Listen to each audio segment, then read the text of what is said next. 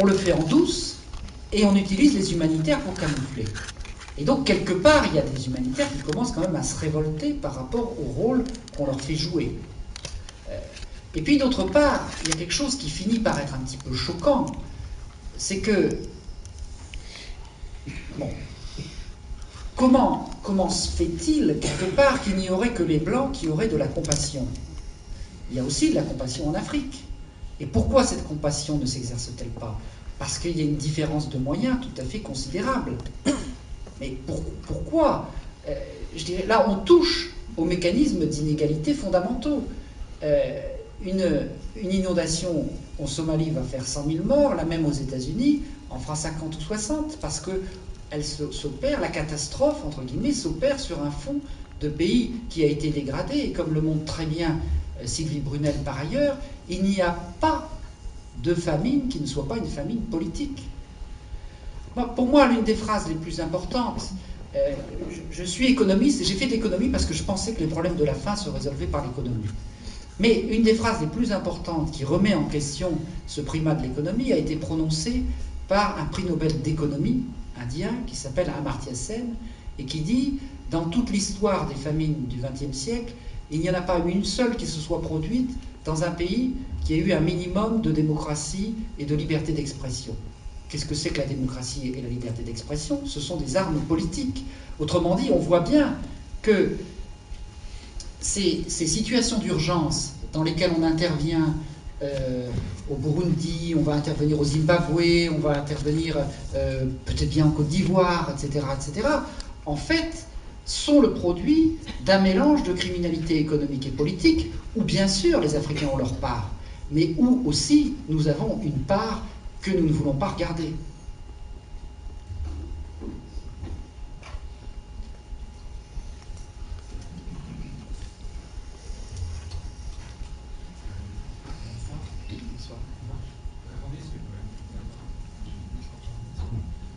Vous entendez quand je parle? Non. Ouais. Je parle fort.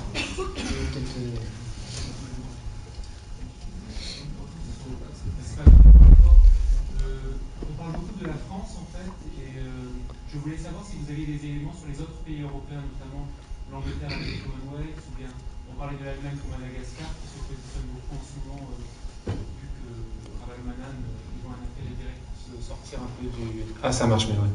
Pour sortir du schéma avec la France, est-ce que vous auriez des éléments là-dessus sur les autres pays européens en fait? Est-ce qu'il y a la France-Afrique ailleurs dans d'autres pays? Ben non, justement, parce que il y aurait bien eu la Belge-Afrique ou la Portugo-Afrique, ou tout ce que vous voulez, mais ces pays n'ont plus les moyens depuis un certain temps. Donc ils ont été obligés de revenir à leurs limites. L'Angleterre a procédé, la colonisation anglaise et la décolonisation anglaise ont procédé très différemment de la France. Les Anglais ne sont pas meilleurs que les Français, rassurez-vous, de ce point de vue-là, mais disons que la France, sa décolonisation a été totalitaire, pour ne pas dire totalisante, c'est-à-dire que Foccart a mis en place des systèmes qui verrouillaient la politique, la police, les services secrets, l'économie, la monnaie, etc. Tout était tenu par la France. Tandis que les Anglais, ils sont partis. Ils sont partis en laissant ces pays, parfois, sujets à des crises importantes. Comme le dit Jean-Christophe Ruffin, on ne peut pas épargner à ces peuples toutes les souffrances de l'histoire. Nous-mêmes, notre indépendance n'a pas été un tapis de roses.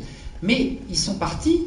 Bien sûr, ils ont laissé des trusts économiques et tout ce que vous voulez, mais ils n'ont pas laissé un système de néocolonisation totale. Et la différence fondamentale, ce que j'appelle le degré 1 de l'indépendance par rapport au degré 0, c'est que quand vous avez dans un pays anglophone un dictateur, les gens savent que c'est leur problème. Quand vous avez au Cameroun Paul Biya, les gens lisent les confessions de Leflore Prigent, et Leflore Prigent dit « c'est Elf qui a installé Biya ». Donc, il y a une différence fondamentale. C'est de même que c'est la France qui a installé Yadema, c'est la France qui a installé Bongo, c'est la France qui a réinstallé Sassou Nguesso.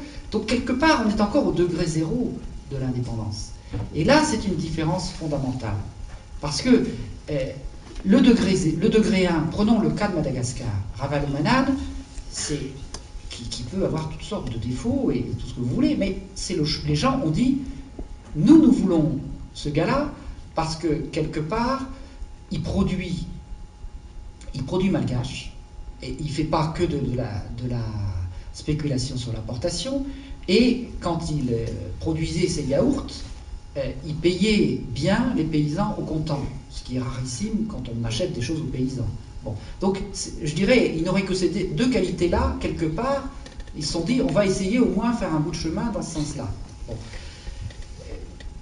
Eh bien, bien entendu, aujourd'hui, nous suivons de très près, nous avons créé un consortium de solidarité avec Madagascar, avec les principales ONG françaises qui étaient fondées il y a quelques jours. Nous suivons de très très près la situation de Madagascar, qui est d'une complexité extraordinaire. Donc il est probable que Madagascar connaîtra d'autres difficultés. Mais quelque part, ils ont franchi le palier, ils sont au degré 1 de l'indépendance. Et ça, c'est quelque chose de déterminant. Et donc, la caractéristique de la France-Afrique, c'est d'avoir maintenu un certain nombre de pays dans le degré 0 de l'indépendance. Alors bien sûr, le Sénégal en est sorti en triomphant de la fraude électorale, le Mali en est sorti, mais on voit bien que sur l'or, par exemple, il n'est pas clair. Le Niger en est sorti parce que des officiers progressistes ont renversé un dictateur. La France a interrompu sa coopération, et alors qu'elle organise partout la fraude électorale, là, elle n'a pas pu l'organiser, donc sans la coopération française, il y a eu les élections les plus incontestées d'Afrique depuis 40 ans. Mais à part ce type d'exception, qui peut être contagieuse, parce qu'il y a aussi le Ghana et le Nigeria. Donc, sur l'Afrique de l'Ouest, je ne suis pas trop pessimiste. Bon, j'étais pas trop pessimiste, j'allais dire, avant le cas de la Côte d'Ivoire, parce que le cas de la Côte d'Ivoire peut être une grenade dégoupillée au sein de l'Afrique de l'Ouest, mais il y avait comme une espèce de contagion de la démocratie, parce que, grosso modo, cette région, tout au moins vraiment l'Ouest, est moins riche que l'Afrique centrale.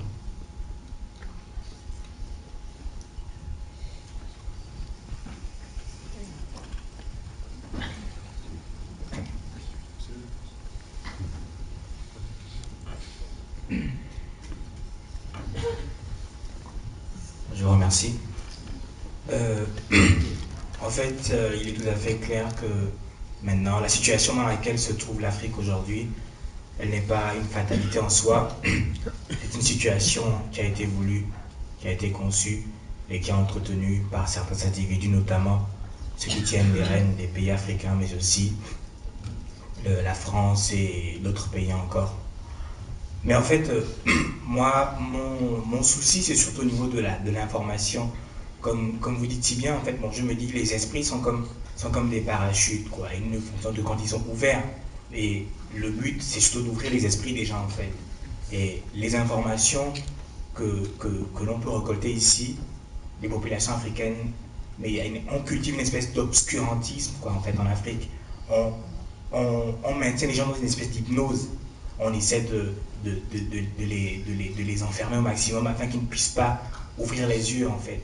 Est-ce que vous, à votre niveau, vous recherchez éventuellement des voies et des ouvertures afin, je ne sais pas, éventuellement de distiller en fait les informations dont vous nous faites part aujourd'hui? Ce que vous me dites me fait penser à quelque chose. Vous parlez de l'obscurantisme. Il faut savoir qu'une grande majorité des sectes, quand on remonte leur généalogie, ça remonte jusqu'à la CIA et à la guerre froide aussi. Et donc, l'essor des sectes aujourd'hui en Afrique et en Amérique latine n'est pas totalement non plus anodin. C'est une parenthèse. Mais par rapport à cette distillation, je crois qu'il faut bien comprendre que ce que nous disons aujourd'hui à travers ces différents ouvrages, ces revues, ces dossiers noirs, etc., ça ne vient pas de nous pour l'essentiel. Ce sont des milliers d'Africains qui sont venus nous le dire. Quelque part, si des Africains disent « mais c'est extraordinaire, vous avez fait un livre », j'ai l'impression de retrouver ce dans quoi je vis depuis que je suis né et pour lequel je n'avais pas les mots pour le dire. Mais quelque part, c'est parce que c'est tout simplement la restitution de ce que d'innombrables Africains sont venus nous dire. Et dans la discussion que nous avons avec eux, c'est quelque chose qui va dans les deux sens. C'est-à-dire que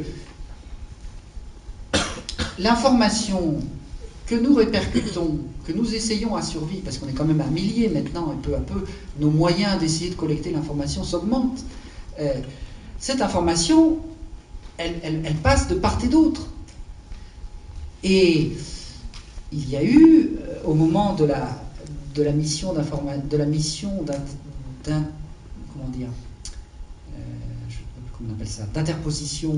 en Centrafrique, un certain nombre de gens, de militaires, qui ont fait des cercles de lecture autour de ces travaux. C'est peut-être pas pour rien que la dictature nigérienne a été renversée. Donc, il y a... Quand j'ai l'occasion d'aller en Afrique, puisque Maître Vergès me dit que j'y mets jamais les pieds, bon, je me rends compte que, en fait,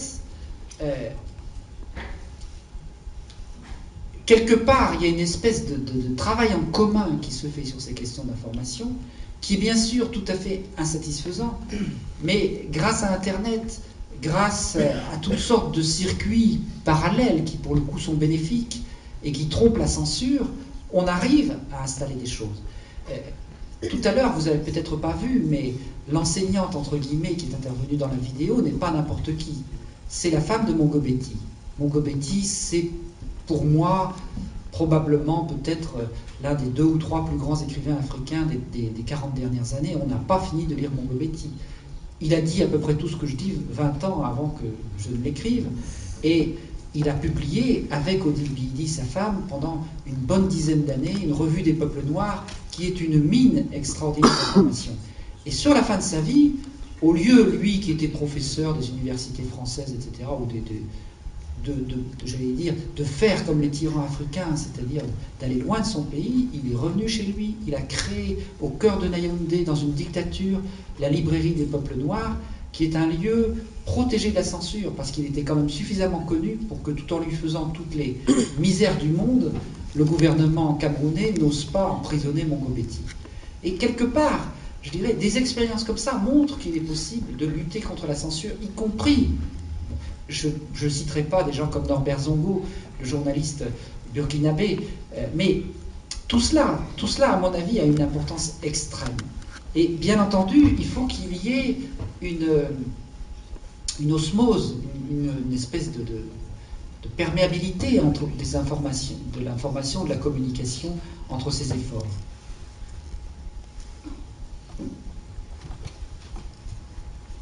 Moi, j'adhère pour l'essentiel à ce que vous avez dit. Seulement, je vais revenir sur la situation en Côte d'Ivoire et nuancer un peu votre propos et puis poser une question technique qui est liée au droit international. Pour la nuance, j'ai un peu sursauté quand je vous ai entendu dire que Houphouët-Boigny était un peu sage. Alors, je ne comprends pas parce qu'en même temps... Non, c'est par rapport à l'instrumentalisation de l'ethnisme. C'est une sagesse très relative. Oui, mais en même temps, je pense que en même temps, vous dites que les médias colportent du n'importe quoi, de la désinformation. Moi, je pense que les médias ont participé à cette désinformation-là aussi. Parce qu'en fait, on ne peut pas dire que quelqu'un qui a institué un parti unique pendant 40 ans, où on ne pouvait pas parler, est un sage. Ça, c'est... Si vous lisez excusez-moi, mais je vous laisse aussitôt la parole. Si vous lisez La France-Afrique, il y a un chapitre entier sur Houphouët-Boigny, qui est un chapitre qui le démolit, je veux dire, qui est là-dessus. J'ai eu ce mot malheureux parce que, je dirais, par rapport, si vous voulez, entre les différents crimes, il a été un petit peu moins que... Oui, ben, je peux même aller un peu plus loin. Moi, je pense que la Côte d'Ivoire, on a parlé de miracle ivoirien, au moment où il y a eu la manne cacahuère, etc., qui s'est développée. Et la Côte d'Ivoire a ouvert ses frontières, ça a pu attirer beaucoup d'autres Africains aux alentours pour venir. Mais moi, je pense qu'il faut dire les choses, c'était dans un but intéressé. Il y a eu une situation économique, la dévaluation, les prix du cacao qui ont effectivement chuté. Donc, ça a créé une situation économique, effectivement, qui ne répondait pas à celle qui était avant. Donc, ça a pu créer cette situation entre les expatriés et les Ivoiriens. Et je suis encore un peu surpris quand vous dites que les Ivoiriens insistent beaucoup sur sur l'ethnisme, parce que de tous les pays, en tout cas les statistiques que nous avons, En tout cas, la Côte d'Ivoire est un des pays qui accueille le plus les étrangers. Ça, il faut le dire ici. La question technique que je voulais poser, c'est quand le gouvernement ivoirien dit au gouvernement français d'intervenir en vertu des accords. Est-ce que vous avez des éléments pour nous éclairer sur ce point-là? Le troisième point subsidiaire, parce qu'il s'est trouvé, moi j'ai lu Le Monde aujourd'hui, c'est pas toujours une bonne lecture. Voilà. Ben oui, l'enquête de Smith était très bien. Enfin, moi, je l'ai trouvé très bien parce qu'il a, depuis qu'on parle des rebelles, on ne sait pas d'où ils sortent. Il a bien montré que ces rebelles étaient entraînés au Burkina Faso. Et dans l'intervention que vous avez eue, vous n'avez pas insisté. Le rôle de Blaise Compaoré, qui est quand même, c'est un ami aussi de Chirac, qui joue de Pasqua. De Pasqua, bon, qui est un petit peu celui qui soutient un petit peu quelques États. Je ne vais pas reprendre un terme qui est un petit peu galvaudé, comme le Libéria, etc., tout ce qui se passe en Sierra Leone, je n'ai pas tellement de sources, mais en tout cas, on sait qu'il a joué un rôle au Libéria, en Sierra Leone, etc. Et moi, je ne comprends pas que la France n'intervienne pas, alors qu'il est maintenant qu'il est établi que ces rebelles-là étaient entraînés au Burkina Faso. Donc, je vais avoir quelques précisions là-dessus. Bon, disons que l'affaire Blaise Compaoré est tout à fait centrale. Blaise Compaoré a assassiné Sankara en 1987. Charles Taylor, je crois, était présent ce jour-là.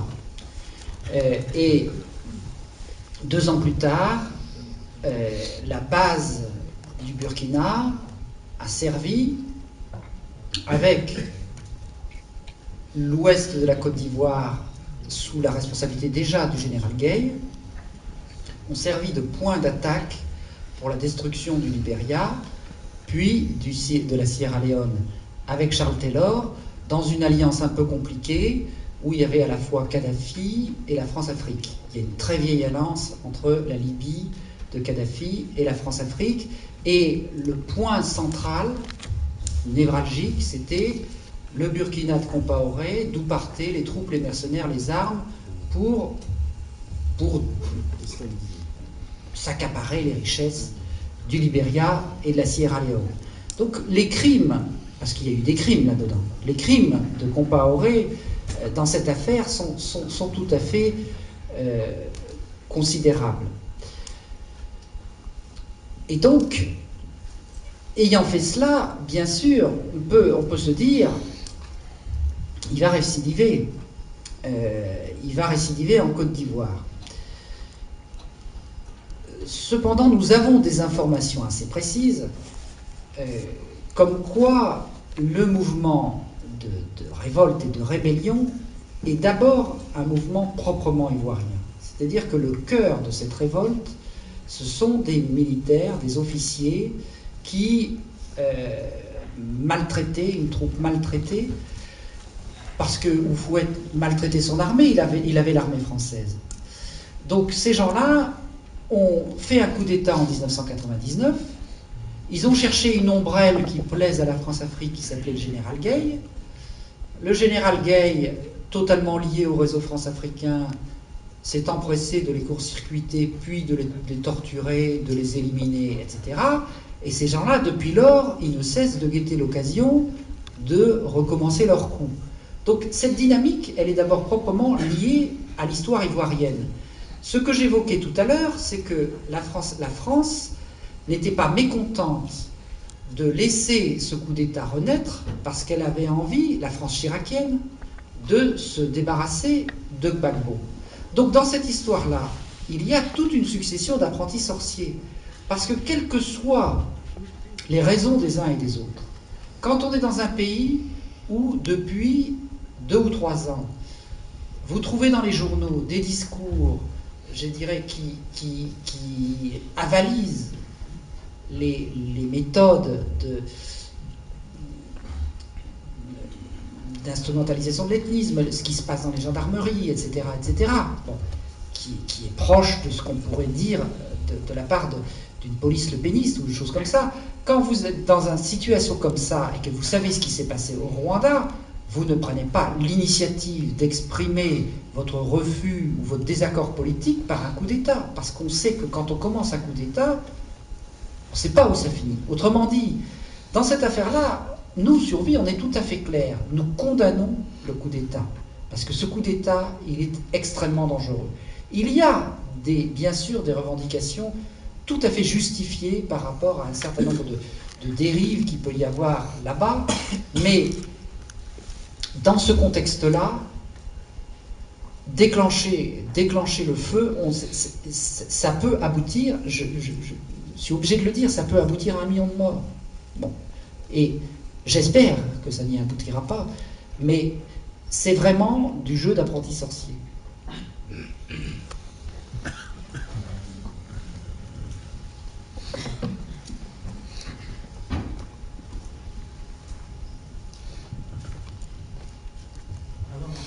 C'est le monsieur en vert.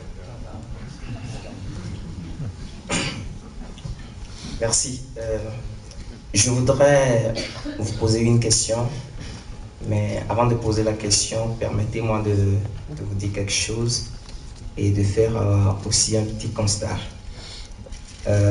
Monsieur Verschaff, je voudrais vous dire merci pour la lutte que vous êtes en train de faire. Vous êtes en train de mener une lutte que les Africains doivent mener.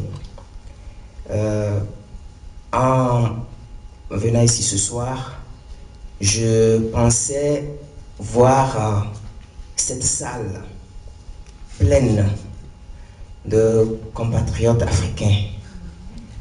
Mais je dis tout de suite que je suis choqué. Parce que si vous allez tout de suite dans les boîtes de nuit, vous les verrez là-bas. Ils dansent dans les boîtes de nuit. Et je suis choqué. Et je continue à être choqué. Quand je suis venu en France, je suis choqué de constater que certains camarades, compatriotes africains, se plaisent dans ce qu'ils appellent aisance, en oubliant que chez eux, dans certains villages, il n'y en a même pas qui ne trouvent pas de l'eau à boire. Vous avez parlé d'une prise de conscience panafricaine. Et cette prise de conscience ne peut être manifeste qu'à partir de la jeunesse d'aujourd'hui. Et moi, j'ai constaté que cette jeunesse devient de plus en plus inconsciente.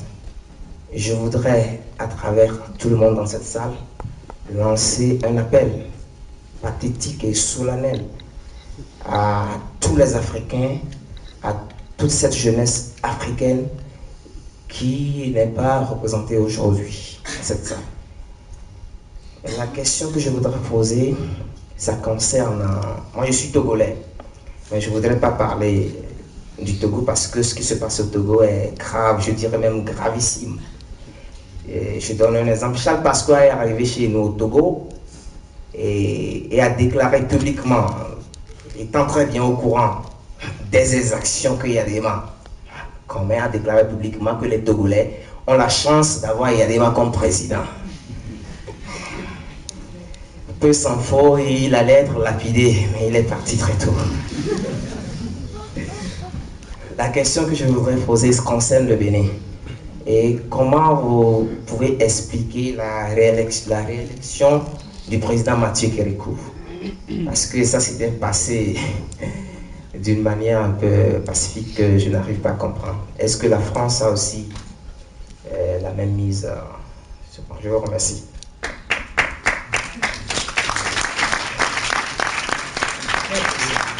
Cette histoire de fraude électorale est un... Pardon ? Bon, je préfère, c'est plus simple parce que comme ça j'oublie la question. Cette histoire de fraude électorale est effectivement l'un des plus grands scandales du détournement de l'aide publique au développement, puisque depuis que le discours de la Baule sur la démocratie, la France finance les élections, les urnes transparentes, etc.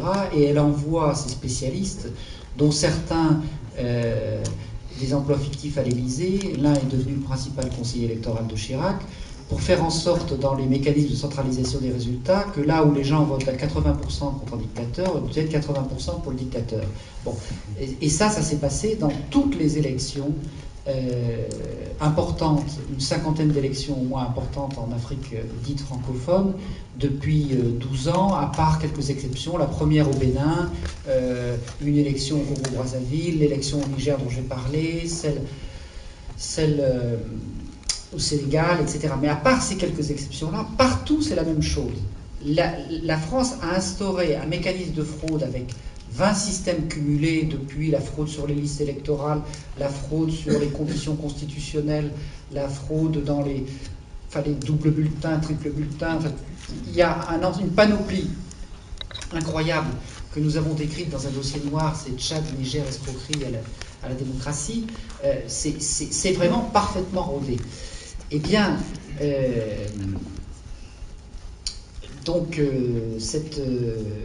cette fraude électorale au Bénin, ce qui est assez curieux, c'est qu'il y a eu comme ça 3 dictateurs marxistes sous contrôle de la France-Afrique, qui s'appelaient l'un Sassou Nguesso, l'autre Kérékou et le troisième Ratsirak, qui sont depuis tous affiliés à la GLNF très à droite, et qui, comme par hasard, par le gré des urnes, se sont retrouvés tous les 3 au pouvoir. Donc ce n'est pas tout à fait un hasard. Par le gré des urnes ou par les armes concernant Sassou Nguesso, mais ils ont tous connu le même sort, et les dernières élections présidentielles au Bénin sont des élections... Déjà, les précédentes étaient tout à fait douteuses, mais la réélection de Kérékou, c'était une réélection bidon.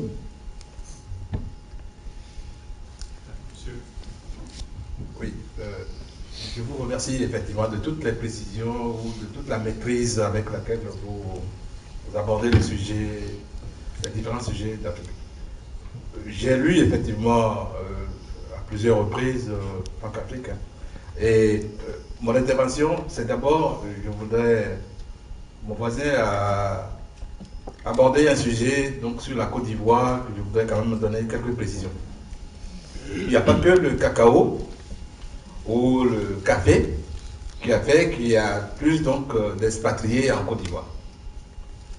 C'est-à-dire que la balkanisation de l'Afrique par le jeu colonial a fait que on ne peut pas voir les gens comme ça. Ça entraîne à la longue toujours des divisions.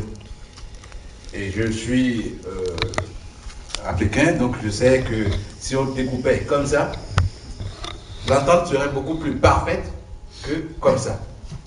La preuve est que je suis du Bénin, et quand on parle donc dans ma région, je comprends le Togolais de l'autre côté et quelque peu l'autre qui est... Voilà.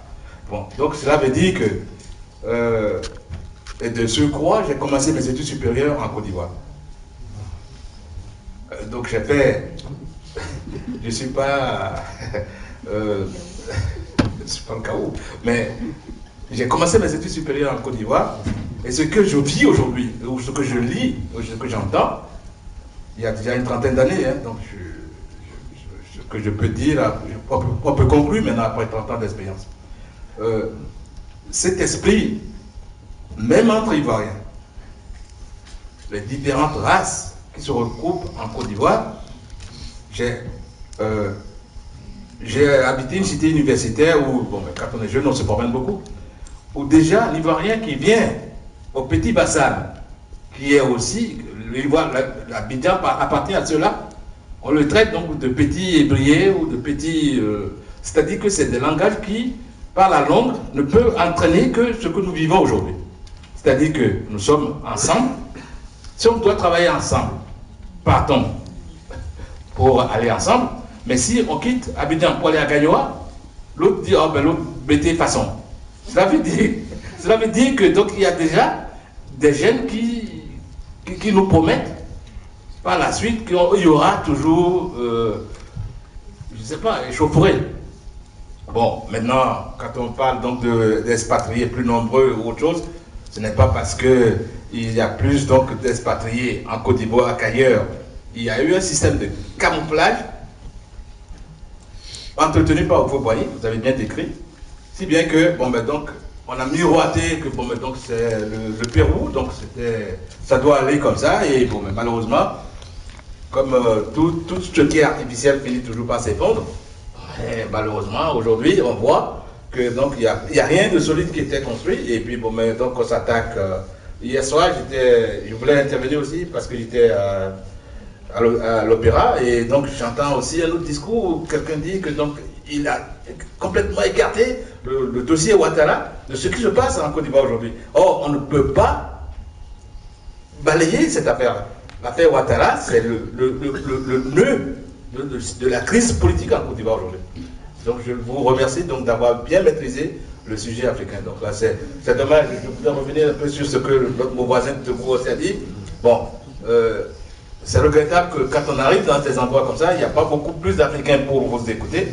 Je pourrais parler du Bénin, mais étant donné que je ne vis pas là-bas, donc je sais et j'écoute un peu de tout. Mais vous avez bien compris que l'élection de Kékou, c'était juste comme partout ailleurs. Hein, j'étais pas fraude et puis on n'a pas plus l'argent l'a ramené au pouvoir. Et puis, bon, ben, il n'était pas plus massif que moi, hein, mais il est revenu.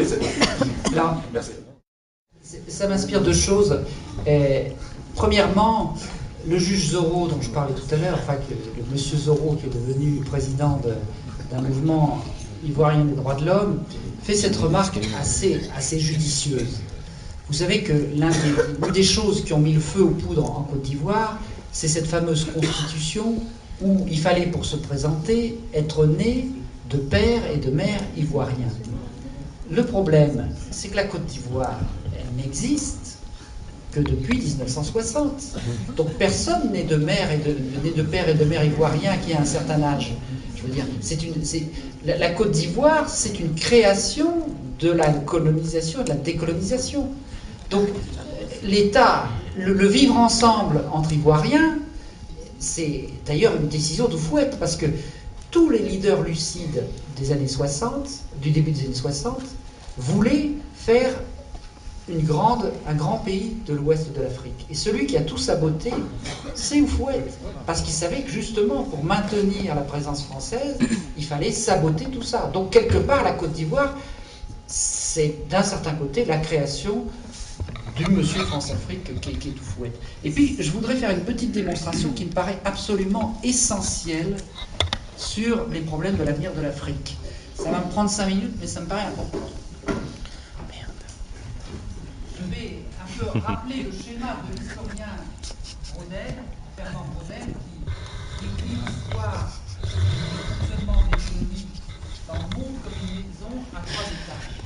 Il y a le rez-de-chaussée qui est celui de l'économie de subsistance familiale. Ensuite, on accède à l'échange local, l'échange ville-campagne. La meilleure illustration, c'est l'échange ville-campagne au Moyen-Âge, etc. Et puis ensuite, on accède à l'économie monde grâce aux grands moyens de communication, les caravanes transcontinentales, puis les navires qui ont découvert les continents, etc. etc. Bon.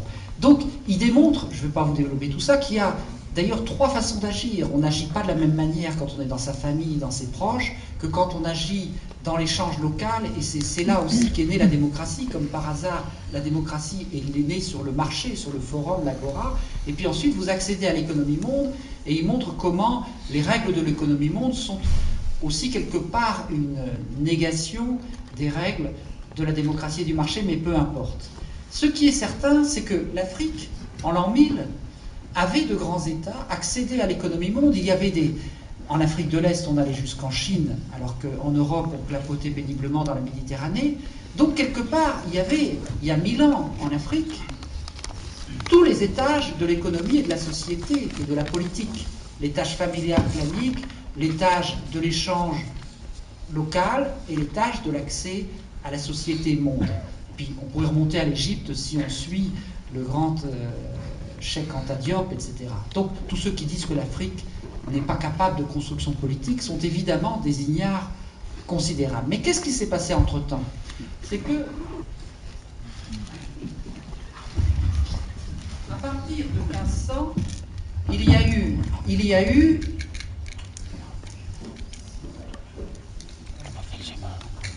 eu la circumnavigation portugaise, c'est-à-dire que les Portugais... Les Portugais ont encerclé l'Afrique, comptoir par comptoir, et quelque part, ils l'ont coupé de l'accès à l'économie monde et à la société monde. Et puis ensuite, il y a eu la traite, l'esclavage, la colonisation. On s'est mis non seulement à capter l'étage supérieur des économies africaines, mais également, avec la colonisation, à folkloriser l'étage intermédiaire de l'échange local. Et finalement, l'Afrique a survécu de manière extraordinaire à ces agressions épouvantables en se repliant sur ce qui est le terreau de toutes les civilisations, c'est-à-dire l'étage, le rez-de-chaussée de l'économie et de la société selon Braudel, qui est l'étage donc des valeurs familiales, de la solidarité familiale. Et c'est ça qui lui a permis de traverser toutes ces crises. Mais qu'est-ce que c'est que l'indépendance aujourd'hui? C'est retrouver dans sa mémoire et en quelque sorte dans ses gènes ce qu'il faut pour reconstruire les étages, puisque tout ça a été détruit par la colonisation. Il faut tout reconstruire. Et moi, je n'ai aucun doute que les Africains vont y arriver, parce que ceux qui prétendent, par exemple, qu'il n'y a pas de démocratie en Afrique, la démocratie, c'est la capillarisation des contre-pouvoirs. C'est la science des contre-pouvoirs. Or, s'il y a bien un continent où il y a une science des contre-pouvoirs, c'est bien l'Afrique. Ceux qui prétendent que le chef agit de manière arbitraire, là non plus, ne connaissent rien à l'anthropologie africaine. Donc, il y a tout pour reconstruire les éléments de l'échange local et de l'échange, de l'accès à la société monde à partir des valeurs africaines. Sauf deux ennemis. Deux ennemis que connaissent en partie très bien la France-Afrique et ses alliés. Ces deux ennemis, c'est la corruption et l'instrumentalisation de l'ethnisme. Pourquoi? Parce que l'étage intermédiaire, c'est l'étage des règles du jeu. C'est l'étage des règles du jeu de la démocratie ou du marché. On sort d'entre-soi. Qu'est-ce que c'est que la corruption? C'est dire il n'y a de profit que familial, il n'y a pas de règles du jeu public. Qu'est-ce que c'est que l'ethnisme? C'est dire aux Africains vous n'êtes pas capable de construire des règles du jeu qui dépassent les solidarités de la famille et de la proximité.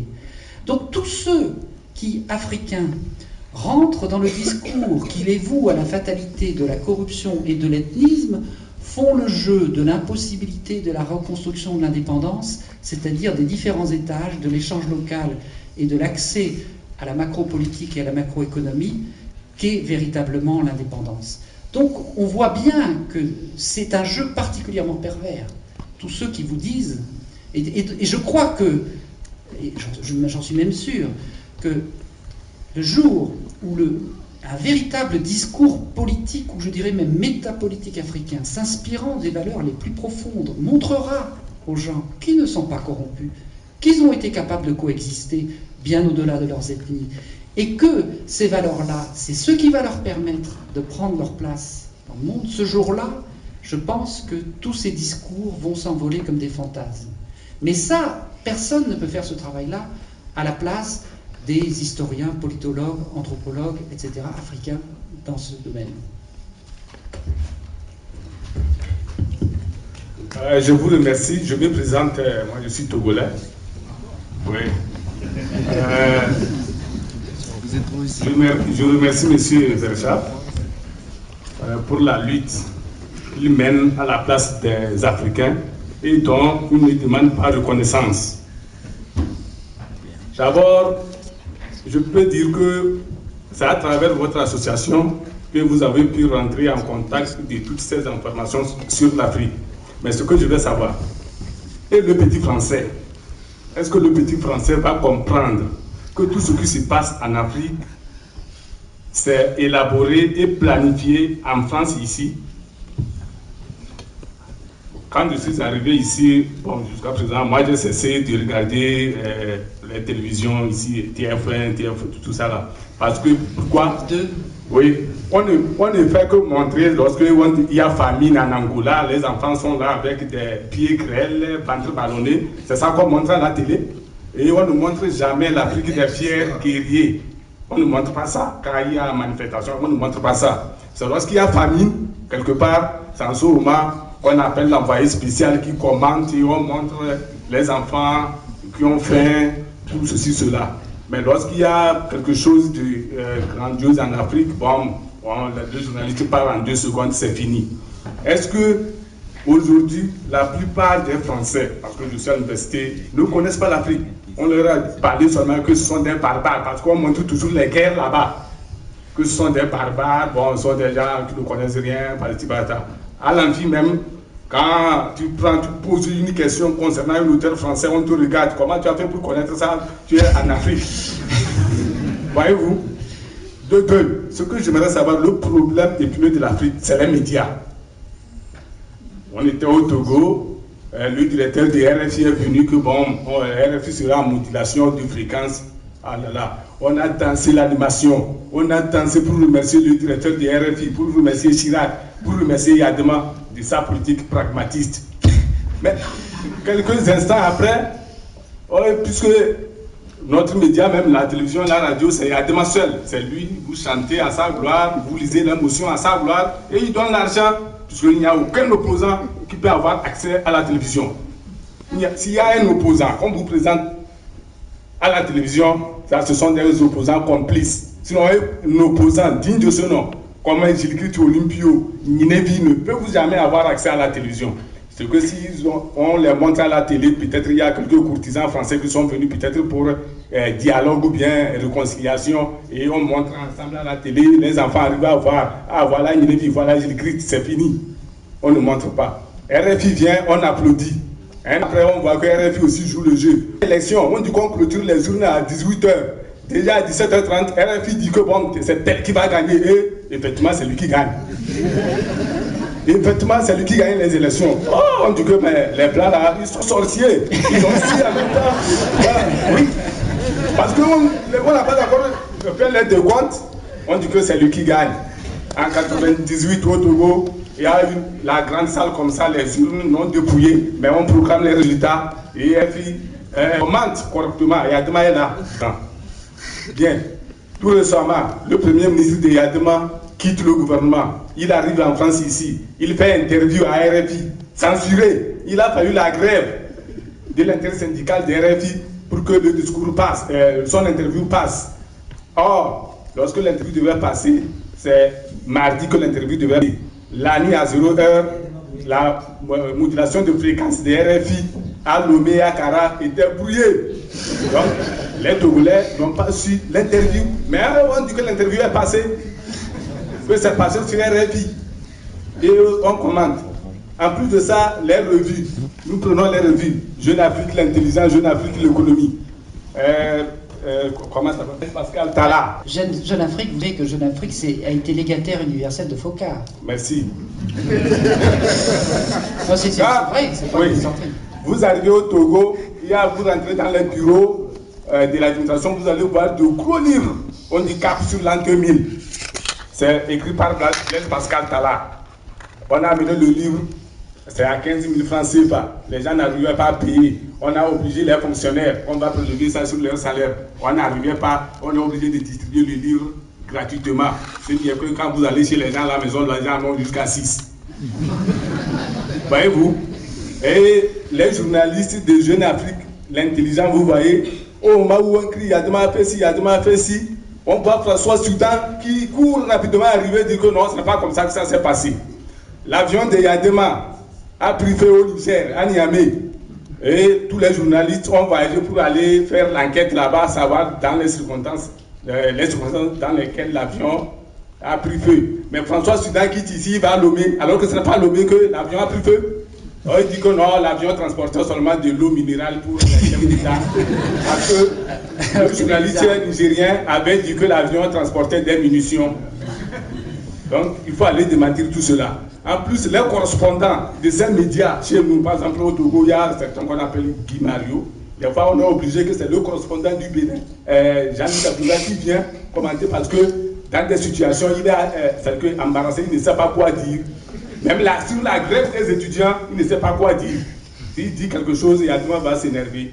Il tape sur la table et bon, on peut le changer. Voilà. Donc le problème des pneus de l'Afrique, c'est les médias. Et dans les fermes, le paysan qui cultive avec sa radio, lui, c'est que Yadema, il ne veut que les blancs viennent chez lui chaque jour. On le connaît beaucoup. Les blancs viennent tout le temps, ils vont faire ci, on va construire ceci, on va construire, et on ne construit rien. on ne construit rien. Voyez-vous? Donc, j'aimerais que vous expliquiez un peu, d'abord, aux Français qui ne connaissent pas l'Afrique et qui considèrent que c'est les barbares là-bas, que ce ne sont pas des barbares. Mais c'est la dictature, c'est la France qui a placé ces gens-là, oui, qui sont en train de nous persécuter et nous sommes en train de tirer l'Afrique. Voyez-vous, c'est ce qui énerve aussi certains Africains quand ils quittent, c'est la France qui vient. C'est la France qui fait du bien en France. Donc, je vous remercie.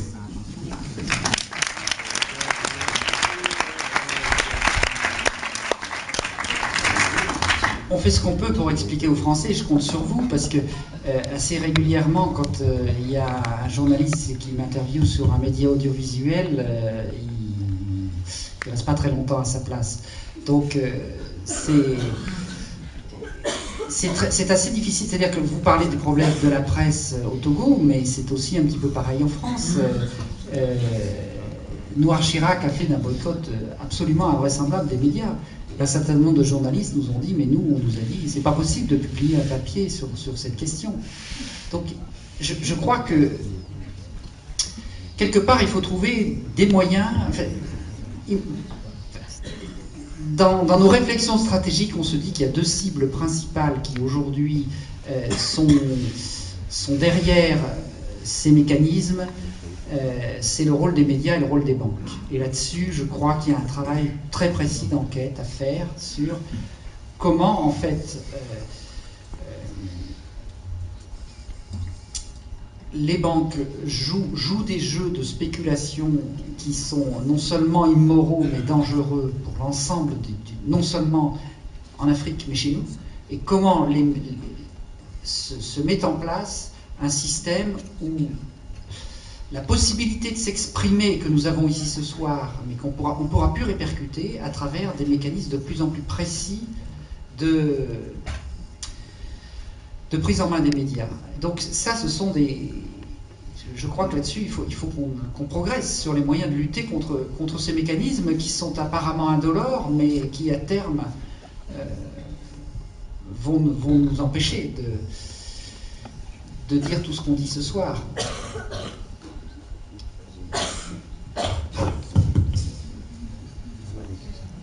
Bonsoir, les chers amis. Excusez-nous.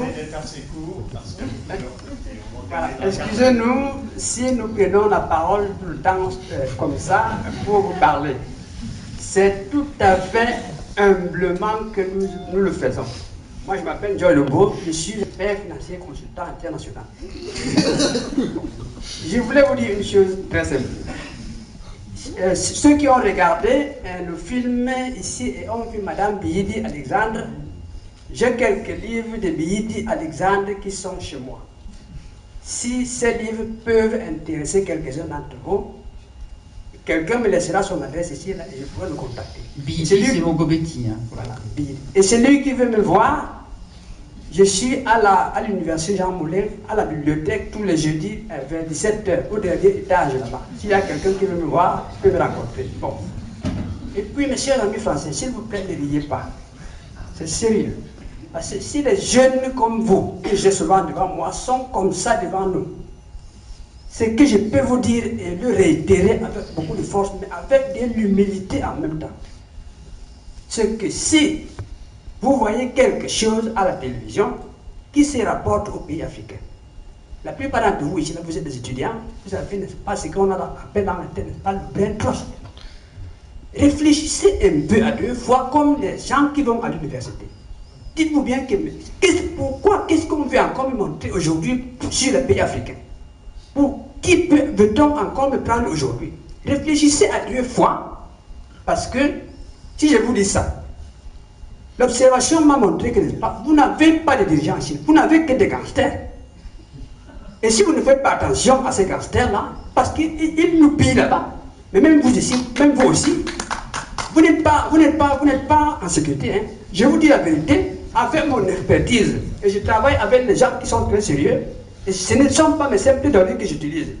Dans les expertises que les gens ont, la France ne vient pas, la France est le pays qui vient à l'heure actuelle, n'est-ce pas, pratiquement au même rang que le Portugal et l'Espagne. Ça peut vous choquer. Ça peut vous choquer quand on dit comme ça, parce que vous pouvez pas, voilà, les extrémistes qui disent n'importe quoi. Mais je vous dis la vérité, parce que ces gangsters, ils vont nous couler dans l'eau, et ils vont vous couler dans l'eau. Donc, quand on vous dit comme ça, mais tous les jours ici, là, quand à la porte des droits, ou bien à Blanc, mais combien ramassent les licences en lettres et en sciences économiques ici, là, qui ne trouvent rien? Vous pensez qu'un enseignant comme moi, je suis content quand je vois les gens qui ont obtenu une licence en sciences économiques et qui ne trouvent pas de travail? Vous croyez que moi, un simple Camerounais, ça me fait plaisir de voir les jeunes Français qui, après avoir paumé, n'est-ce pas, usent les jupes sur les bancs, ne trouvent rien? Pourquoi vous ne trouvez pas de travail ici, là? Parce qu'on ne peut pas vous dire que pas la France est un pays développé qui est riche, et on ne voit que des pilleurs, des gens qui font des coups partout, alors même que chez eux, on prétend que vous êtes riche, mais vous êtes pauvre. Parce que qu'est-ce qui se passe ici aujourd'hui? Le phénomène du faux monnayage gangrène l'économie française. Je vous dis ça en cas de vérité. Le phénomène, n'est-ce pas, du faux monnayage qui se combine, n'est-ce pas, au chômage, ce qu'on appelle en économie la stagflation. Ça vous gangrène tous les jours, et si vous ne le voyez pas. Il peut vous faire des simples démonstrations si vous voulez. Je ne pose pas la question à mon ami Verjave, parce que tous les jours nous travaillons là-dessus. Je venais même de lui faire un dernier briefing là sur quelques pages pour lui montrer que faites attention à vos dirigeants français. Deuxièmement, si on dit quelque chose sur l'Afrique, soit un reportage de télévision, soit quelque chose qui raconte une chaîne quelconque qui dit quelque chose sur les pays africains, sur les Noirs, réagissez comme les gens de l'université. Doutez. C'est ça, n'est-ce pas, ce qu'on vous demande de faire des cartes, n'est-ce pas, dans la préface idiotique. Quel universitaire qui ne peut pas douter? Qui ne peut pas dire que bon, mais on me dit ceci, c'est juste. Mais pourquoi me dites-on ça? C'est la réaction la plus élémentaire d'un universitaire. Vous êtes qui? Si vous n'êtes que des gamins, si vous n'êtes que des petites filles, si vous n'êtes que, n'est-ce pas, des étudiants bébés, alors nous sommes tous perdus. Je vous remercie.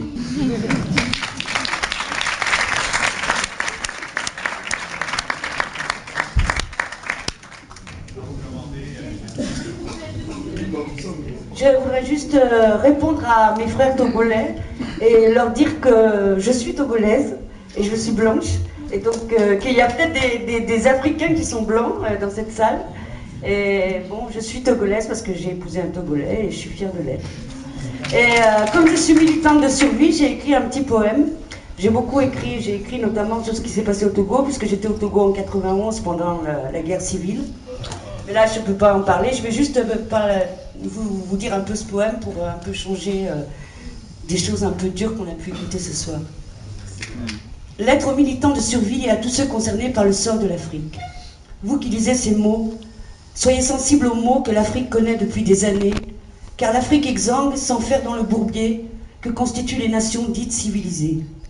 Vous qui lisez, comprenez et diffusez ces idées, l'Afrique est menacée dans sa totalité. Vous qui me lisez, écoutez le tam-tam d'un peuple divisé, la faune, la flore et l'humain sont atteints et martelés. Vous qui pouvez à votre niveau contempler et diffuser que l'Afrique tant convoitée est menacée par des êtres vils et avides d'incivilité, que nous pouvons, nous qui les aimons, les sauver. Vous n'avez qu'à parler, vous n'avez qu'à pleurer, vous nous le devez, nous avons une dette à éponger, plus grave que la dette pécuniaire, une dette d'humanité, plus grande que la perte humaine que nous avons engendrée. Nous devons les aider, nous devons les emmener sur une belle terre, sur le train du confort et du bien-être où nous sommes debout. Nous devons les aider à se hisser à nos côtés, partenaires actifs. Nous les entraînerons sur la voie du développement planétaire. Avec eux, nous serons plus forts et plus joyeux. Avec eux, nous serons les meilleurs des heureux. Avec eux, nous vaincrons tous les combats et les jeux. Avec eux, nous triompherons d'un existentialisme de petits dieux. Les Africains ont des valeurs humaines que nous avons perdues. Les Africains ont des richesses minières qui chez nous ont fondu. Les Africains ont des mammifères anciens qui chez nous ont disparu. Les Africains sont riches de leur terre et jamais déçus. Ils nous apportent la joie de vivre et la joie d'être connus. Ils nous amènent leur pas de danse par leur tribu. Car ce n'est pas seulement l'existence, c'est reconnu. D'avance, ils sont forts et beaux de leurs attributs.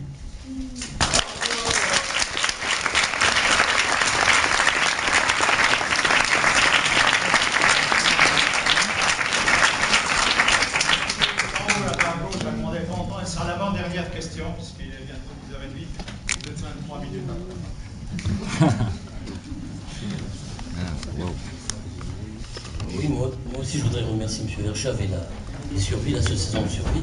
Mais j'aimerais bien m'inscrire dans le discours précédent, à savoir la responsabilité du peuple de France via ces médias, puisqu'on parle d'information.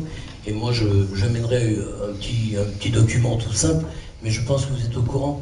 Quand Bokassa a été déposé dans une péripétie très française, franco-africaine, il y a 2 reporters lyonnais qui ont fait un reportage de Bokassa qui est pertinent par rapport à tout ce que nous venons de dire. Dans la bouche de Bokassa, ça paraissait paradoxal, parce qu'il avait bien servi ses maîtres, et il le dit nommément, il est interviewé par ces 2 Lyonnais, et ce reportage qui dure 15-20 minutes, qui montre la spoliation des richesses de Centrafrique, les bijoux donnés en main propre aux serviteurs français. Et puis ce reportage, il existe, il est là, on peut le voir, et je pense que M. Verschave l'a vu, avec moi entre autres. Et aucune télévision française qui l'a eu en ses mains, aucun rédacteur de chaîne de télé n'a voulu le passer, personne ne l'a passé. Et je pense qu'il n'y a même pas eu un critique d'un journal dit de gauche qui s'en est emparé. Voilà. Alors je pense que, en partant de ça, en partant de ces exemples de propre responsabilité et de cette espèce de magouille que notre ami vient de dénoncer, c'est-à-dire qu'effectivement, le peuple de France est trompé, dernièrement, avec ces élections bidonnées sur le problème de sécurité, on a vu ce que les médias pouvaient faire. Donc, quelque part, il faut vraiment réagir, il faut, grâce à Survie, grâce à Attaque, à des organisations dites militantes, et puis peut-être envoyer des mails à ces rédacteurs en chef de télévision qui font pas leur boulot, quoi.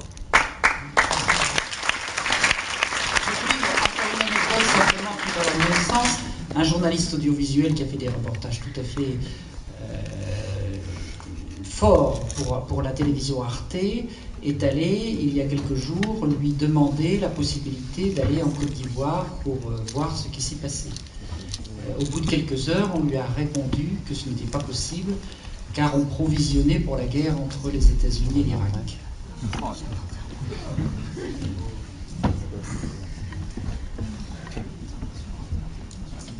Donc il n'y a rien à voir.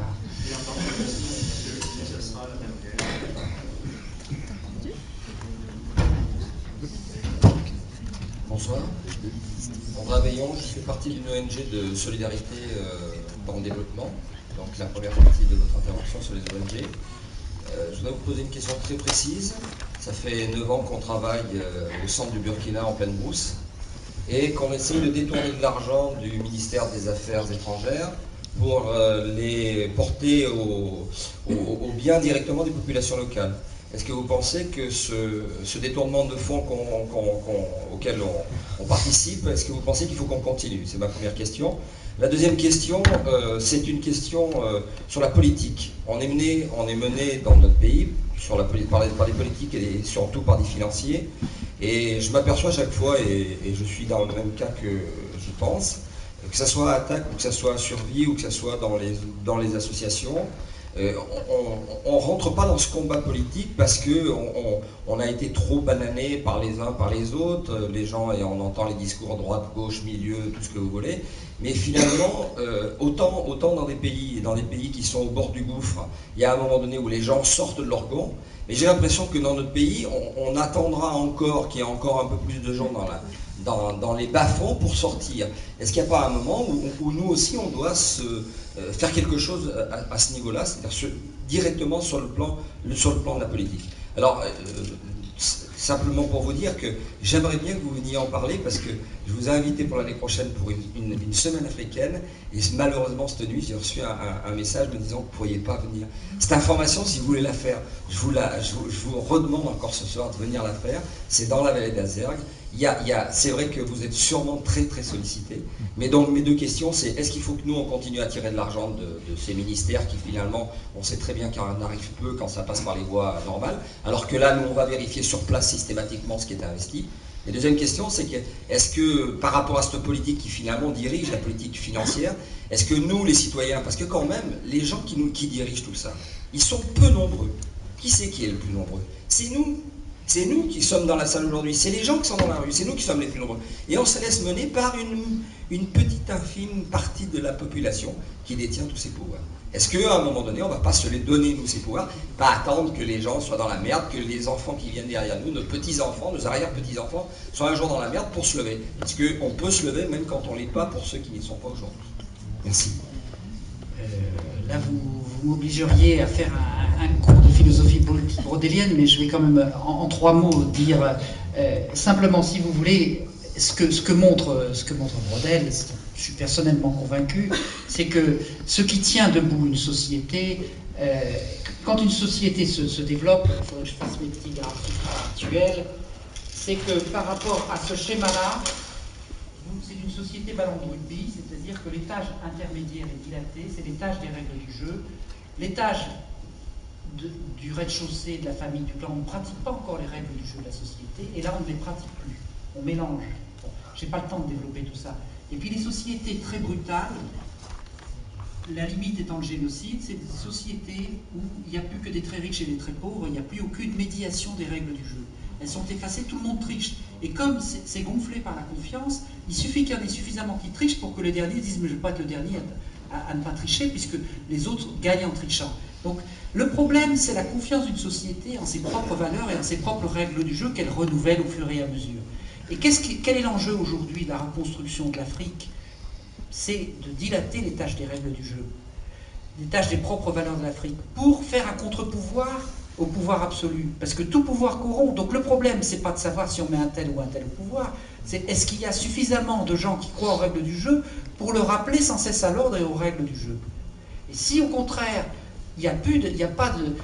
je pourrais développer longuement comment toute la néocolonisation s'acharne en permanence à détruire toutes les contre-pouvoirs intermédiaires qui peuvent agir sans dépendre du pouvoir politique. Aujourd'hui, c'est très difficile de résister dans des dictatures comme le Tchad ou ailleurs, parce que vous ne pouvez pas vivre même si vous ne dépendez pas de la clientélisme d'État. Donc, pourquoi vous devez continuer à prendre de l'argent de l'État, qui est en fait un bien public censé faire de la coopération? C'est que, en fait, vous faites de la subversion, vous développez cet étage intermédiaire. Et donc, vous contribuez à ce qui est beaucoup plus important que la politique, c'est la métapolitique, c'est développer des règles du jeu, développer des règles du jeu de l'échange démocratique, de la non-corruption, etc. etc. Bon. Et donc, nous, sur Vive d'autres, ce qu'on fait, on essaie de redévelopper la confiance des gens dans les règles du jeu pour pouvoir coincer les gens des étages supérieurs à leur propre double langage, et notamment par des procès. Par exemple, nous avons initié un certain nombre de procès contre Totalef, FINA au Congo, ou contre le rôle de la France dans certains pays. Nous avons créé une association qui s'appelle Sherpa et qui permet de porter les plaintes des Africains qui sont victimes des crimes économiques des multinationales françaises. Et tout cela, qu'est-ce qu'on fait? On fait tout simplement que réactiver les règles du jeu. Alors je suis bien d'accord avec vous que quand on a quelqu'un d'insupportable ici, il faut utiliser le droit républicain pour faire en sorte qu'il soit remplacé par quelqu'un d'autre. Mais s'il n'y a pas suffisamment de gens qui font le vrai étage de la politique qui est celui-ci, ça ne sert à rien de remplacer quelqu'un par quelqu'un d'autre, parce qu'il sera aussitôt happé par l'hypertrophie, l'excroissance d'un étage entre des très riches et de très pauvres. Tout ça, ça nous amènerait à des développements très, très longs, mais si vous voulez, il y a dans la société des types de jeux à somme nulle, où il y a les uns qui gagnent et les autres qui perdent. C'est ce qui s'est passé dans les pays d'Amérique latine à certains moments, et qui se passe dans beaucoup de pays d'Afrique. Et cela, quand les gens croient aux règles du jeu, il y a des jeux à somme positive qui se développent. Or, nous sommes menacés de passer là. Et il y a déjà certains endroits en France où les gens ont tellement perdu espoir dans les règles du jeu qu'ils sont là. Donc, l'enjeu, c'est celui-là. Et ces règles du jeu, on les voit quand elles sont agressées. Pourquoi il y a eu des millions de personnes qui sont descendues dans la rue en 1995? C'est qu'une des règles fondamentales du jeu français, qui est la sécurité sociale, c'est-à-dire la solidarité intergénérationnelle, était agressée. Et là, on voit tout d'un coup qu'il y a des choses que les gens ne se posent plus de questions. Bon. Et donc, aujourd'hui, le problème, c'est que nous ne sommes pas suffisamment au courant de la honte qui est faite en notre nom pour être capable de contrecarrer cet étage-là. Et je pense que nous n'y arriverons pas sans l'appui des Africains. C'est évidemment ceux qui sont le plus victimes, qui le jour qui pourront quelque part, je dirais, créer le mouvement. Bon, ça se fera de toute façon de manière réciproque, mais je pense qu'il serait illusoire de penser que nous qui sommes endormis au cœur du système, nous puissions être forcément toujours le moteur du changement, même si on peut y contribuer. Et puis on dit que survie aide les Africains, et je terminerai là-dessus. On dit donc nous battons pour nos propres enfants. Ce monde sera invivable si on continue comme ça, c'est de l'ordre de l'évidence, et je n'ai pas besoin de vous le démontrer.